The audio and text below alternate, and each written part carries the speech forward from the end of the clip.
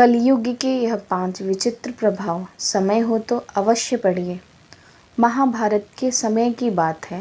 5 पांडवों ने भगवान श्री कृष्ण से कलयुग के बारे में विचार विमर्श किया और कलयुग के बारे में विस्तार से पूछा और जानने की इच्छा प्रकट की कि कलयुग में मनुष्य कैसा होगा, उसके व्यवहार कैसे होंगे और उसे मोक्ष कैसे प्राप्त होगा। इन्हीं प्रश्नों का उत्तर देने के लिए भगवान श्री कृष्ण कहते हैं, तुम 5 भाई वन में जाओ और जो कुछ भी दिखे वह आकर मुझे बताओ, मैं तुम्हें उसका प्रभाव बताऊंगा। 5 भाई वन में गए। युधिष्ठिर महाराज ने देखा कि किसी हाथी की 2 सूंड हैं। यह देखकर आश्चर्य का पार न रहा। अर्जुन दूसरी दिशा में गए। वहां उन्होंने देखा कि कोई पक्षी नहीं है, उसके पंखों पर वेद की ऋचाएं लिखी हुई हैं और वह पक्षी शव का मांस खा रहा है। यह भी आश्चर्य है। भीम ने तीसरा आश्चर्य देखा कि गाय ने बछड़े को जन्म दिया है और बछड़े को इतना चाट रही है कि बछड़ा लहूलुहान हो जाता है।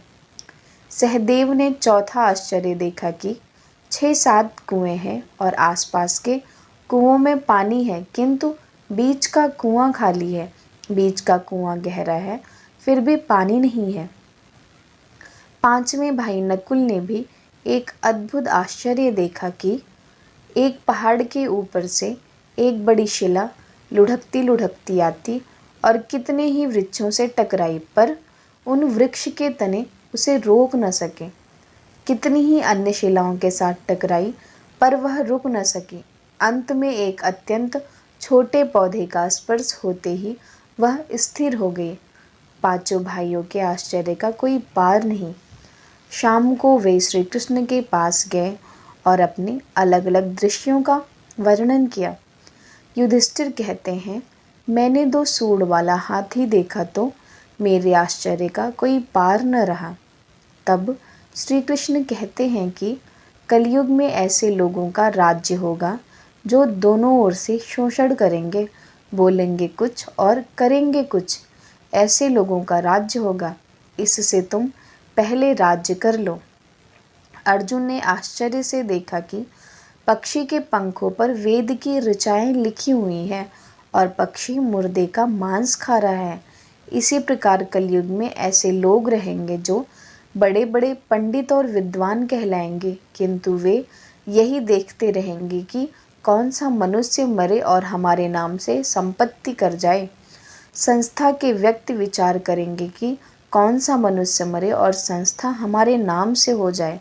हर जाति धर्म के प्रमुख पद पर बैठ विचार करेंगे कब किसका श्राद्ध है। चाहे कितने भी बड़े लोग होंगे, किंतु दृष्टि तो धन के ऊपर ही रहेगी। ऐसे लोगों की बहुतायत होगी जो परधन को हरने और छीनने को आतुर होंगे और कोई कोई विरला ही संत पुरुष होगा। भीम ने तीसरा आश्चर्य देखा कि गाय अपने बछड़े को इतना चाटती है, बछड़ा लहूलुहान हो जाता है। कलयुग का आदमी शिशुपाल हो जाएगा, बालकों के लिए इतनी ममता करेगा कि उन्हें अपने विकास का अवसर ही नहीं मिलेगा। किसी का बेटा घर छोड़कर साधु बनेगा तो हजारों व्यक्ति दर्शन करेंगे, किंतु यदि अपना बेटा साधु बनता होगा तो रोएंगे कि मेरी बेटी का क्या होगा। इतनी सारी ममता होगी कि उसे मोह माया और परिवार में ही बांध कर रखेंगे और उसका जीवन वहीं खत्म हो जाएगा। अंत में बेचारा अनाथ होकर मरेगा। वास्तव में लड़के तुम्हारे नहीं हैं, वो तो बहुओं के हैं। लड़कियां जमाइयों की हैं और तुम्हारा यह शरीर मृत्यु का है। तुम्हारी आत्मा परमात्मा की धरोहर है। तुम अपने शाश्वत संबंध को जान लो बस। सहदेव ने देखा आश्चर्य की 5-7 भरे कुएं के बीच का कुआं एकदम खाली। कलयुग में धनाढ्य लोग लड़के लड़की के विवाह में, मकान के उत्सव में, छोटे बड़े उत्सव में तो लाखों रुपए खर्च कर देंगे, परंतु पड़ोस में ही यदि कोई भूखा प्यासा होगा तो यह नहीं देखेंगे कि उसका पेट भरा है या नहीं।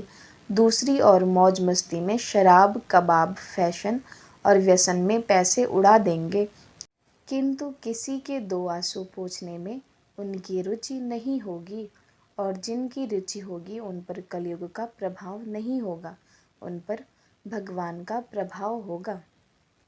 पांचवा आश्चर्य यह था कि एक बड़ी चट्टान पहाड़ पर से लुढ़की। वृक्षों के तने और चट्टानें उसे रोक न पाए, किंतु एक छोटे से पौधे से टकराते ही वह चट्टान रुक गई। कलयुग में मानव का मन नीचे गिरेगा, उसका जीवन पतित होगा। यह पतित जीवन धन की शिलाओं से नहीं रुकेगा, ना ही सत्ता के वृक्षों से रुकेगा, किंतु हरि नाम के एक छोटे से पौधे से, हरि कीर्तन के एक छोटे से पौधे से मनुष्य जीवन का पतन होना रुक जाएगा। अगर आपको ये स्टोरी पसंद आई हो तो चैनल को सब्सक्राइब ज़रूर करें।